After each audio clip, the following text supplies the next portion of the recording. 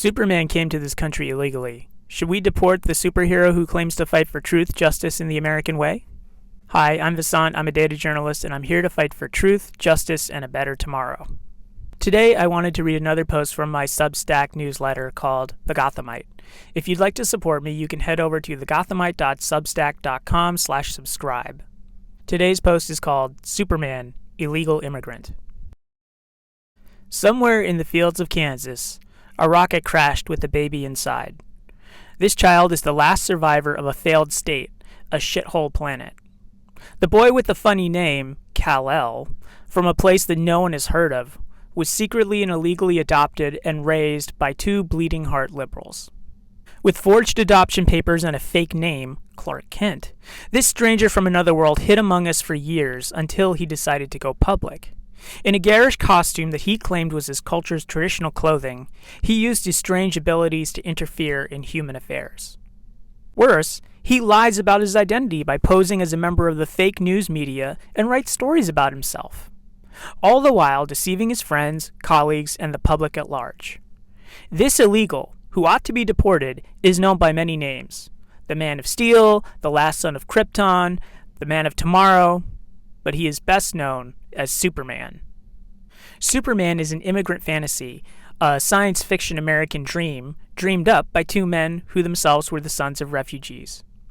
Jerome Siegel was the son of Mikhail Yankel Segalovich and Sora Meta Kaikels, Jews who had moved to Cleveland to escape anti-Semitism in the Russian Empire.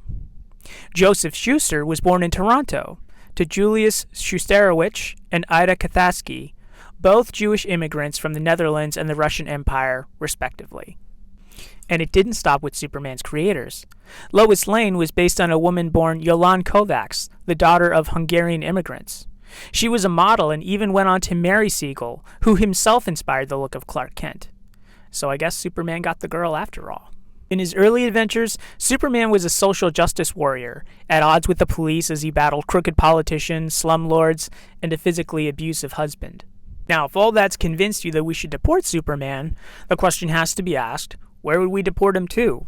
His home planet of Krypton is gone. He can't go home. And if you're thinking, well, we should make an exception for him because he's such an asset to our country, then I have to ask you, why just him? I mean, Superman doesn't even qualify for birthright citizenship, like I did. I'm the son of two immigrants.